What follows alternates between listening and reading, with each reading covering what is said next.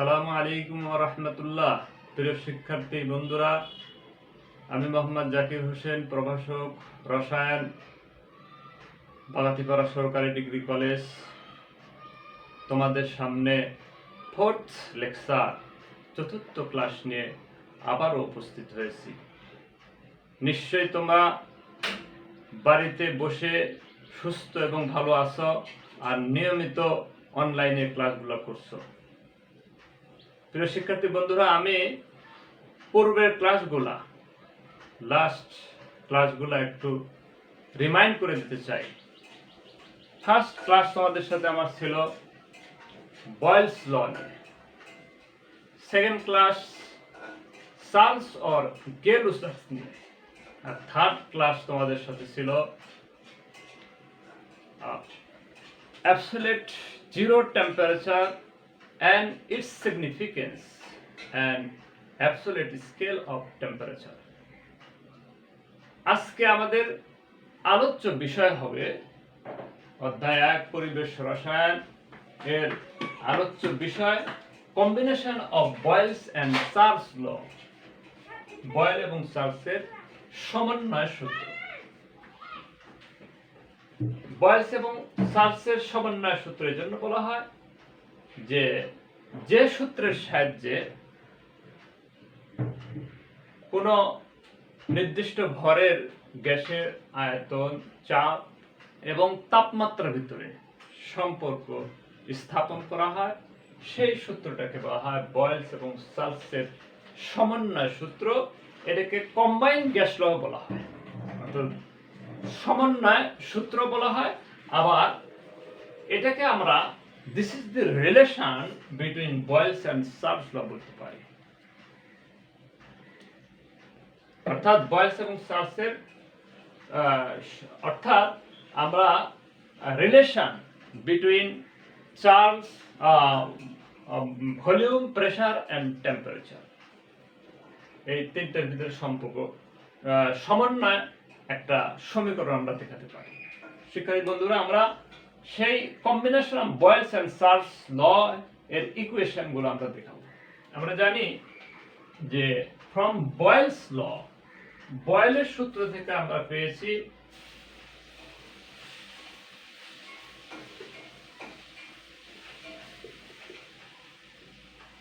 বয়েলের সূত্র থেকে, অর্থাৎ নির্দিষ্ট ভরের গ্যাসের আয়তন উহার উপর প্রযুক্ত চাপের বিপরীত অনুপাতে পরিবর্তিত হয়, ইনভার্সলি প্রপোর্শনাল। সেই হিসেবে আমরা পাই V proportional to 1/P যখন T স্থির। আর চার্লসের সূত্র থেকে, চার্লস আর গেলুসাকের সূত্র থেকে পাই, চার্লসের সূত্র থেকে পাই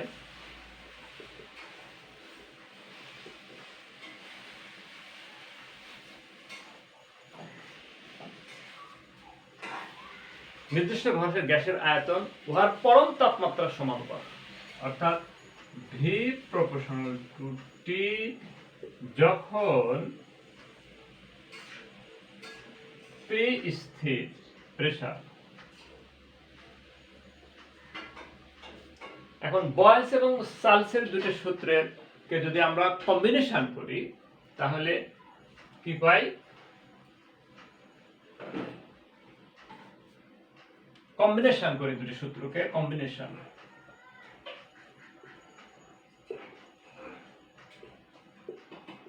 অর্থাৎ সমন্বয় করলে আমরা লিখতে পারি যে V proportional to T/P যখন T এবং P উভয় পরিবর্তনশীল।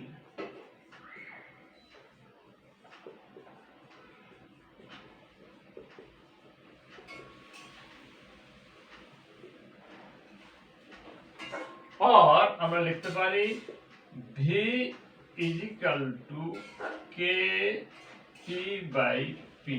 কেটা হলো প্রপোর্শনালিটি কনস্ট্যান্ট, সমানুপাতিক ধ্রুবক।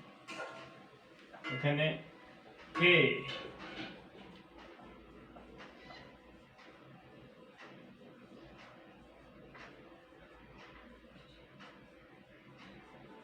ধ্রুবক। और আমরা লিখতে পারি যে PV is equal to KT or PV divided by T is equal to K। অর্থাৎ এখানে আমরা বলতে পারি যে পরম তাপমাত্রা T এবং প্রেসার P চাপ পরিবর্তিত হলে আয়তন যেভাবে পরিবর্তন হোক না কেন, চাপ এবং আয়তনের গুণফলের সাথে পরম তাপমাত্রা অনুপাত সবসময় একটা ধ্রুবক রাশি। অর্থাৎ পরম তাপমাত্রা T এবং প্রেসার P যেভাবে পরিবর্তিত হোক না কেন, পরিবর্তনে আয়তন যেভাবে পরিবর্তিত হোক না কেন, চাপ আয়তনের গুণফলের সাথে তাপমাত্রার অনুপাত একটা সবসময় ধ্রুবক রাশি। এটাই হলো combination of Charles and Boyle's law. এখন যদি আমরা প্রেসার P এবং তাপমাত্রা T কে পরিবর্তন করি, সেই অনুপাতে আয়তনে যদি পরিবর্তন হয়, সেই ক্ষেত্রে আমরা লিখতে পারি চাপকে পরিবর্তন করে যদি আমরা P1 P2 P3, তাপমাত্রাকে পরিবর্তন করে T1 T2 T3 এবং আয়তনে যদি তার আনুপাতিক হারে পরিবর্তিত হয় V1 V2 V3 হয়, তবে এই সূত্রটাকে আমরা নিম্নরূপে লিখতে পারি যে P1 V1 divided by T1 is equal to P2 V2 divided by T2 P3 V3 divided by P3 is equal to K। অর্থাৎ এই সমীকরণ থেকে আমরা লিখতে পারি যে P1 V1 divided by T1 is equal to P2 V2 divided by T2। এখন এখান থেকে আমরা তিনটা সূত্র আমরা অলরেডি ডেরিভ করেছি। একটা বয়েলসের সূত্র, আর একটা চার্লসের সূত্র, আর একটা বয়েলস এবং চার্লসের সমন্বিত সূত্র। বয়েলসের সূত্র থেকে আমরা পেয়েছিলাম যে P1 V1 is equal to P2 V2। চার্লসের সূত্র থেকে পেয়েছিলাম যে P1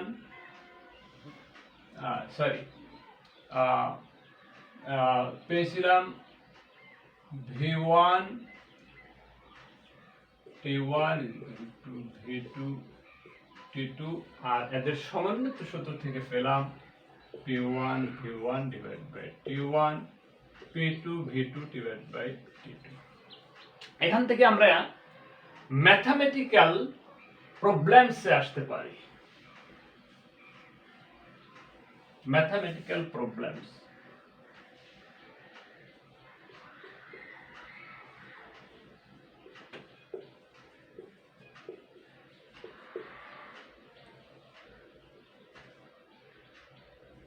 গাণিতিক সমস্যা।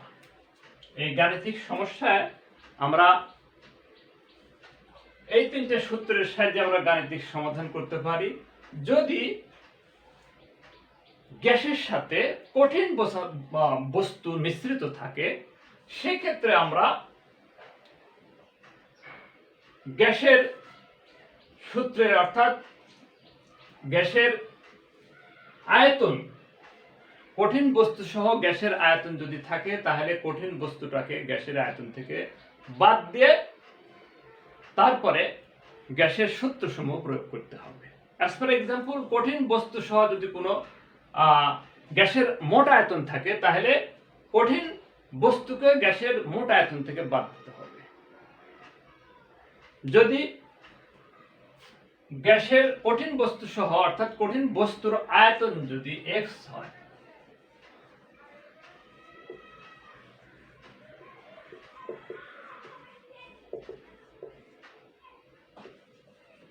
যদি x হয়, তবে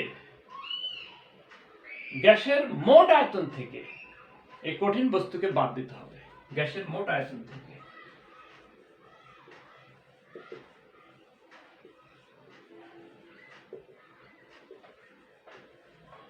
থেকে কঠিন বস্তুকে বাদ দিতে হবে। তখন বয়েলস এবং চার্লসের কম্বিনেশন সূত্রের পরিবর্তিত রূপ হবে। বয়েলের সূত্রের পরিবর্তিত রূপ হবে, আমরা শিক্ষার্থী বন্ধুরা এখানে দেখাই বয়েলের সূত্রের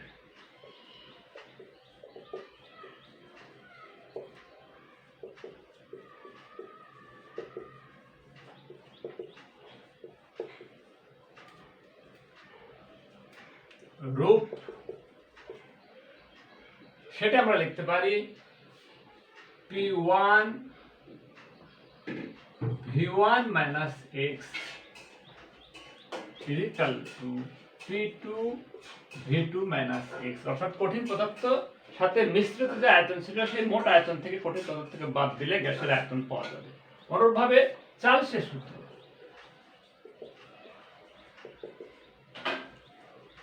সূত্রের পরিবর্তিত রূপ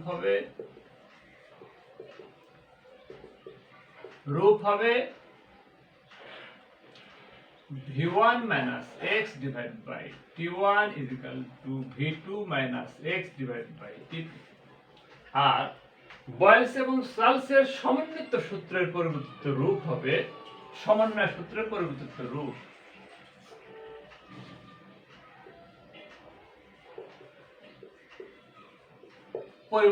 রূপ হবে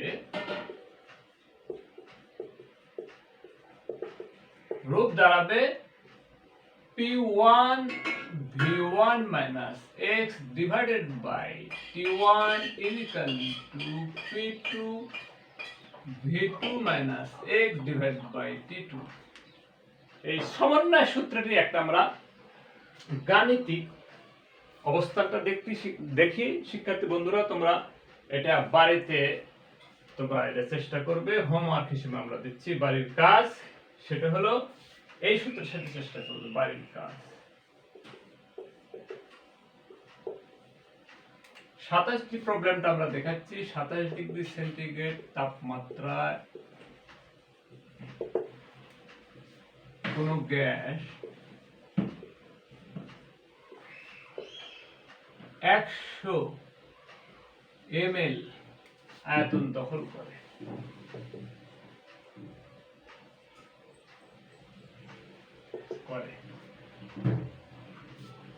54 ডিগ্রি সেন্টিগ্রেড তাপমাত্রায়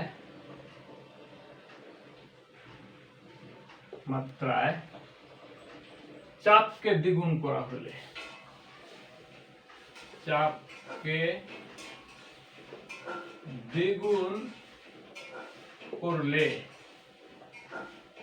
আয়তন এটা আমরা লিখে কঠিন বস্তু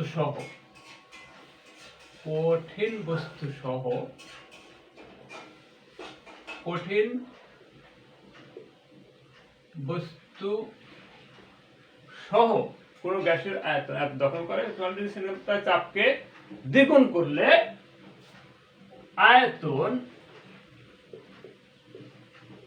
59.3 ml হয়। তবে হয় কঠিন বস্তুর আয়তন নির্ণয় করা। বস্তুর আয়তন নির্ণয় করা। শিক্ষার্থী বন্ধুরা, তোমরা এটা বাড়িতে বসে চেষ্টা করবে। ওই সমন্বিত সূত্রের পরিবর্তিত রূপ। আজকে এই পর্যন্তই। Stay home, stay safe. আল্লাহ হাফেজ।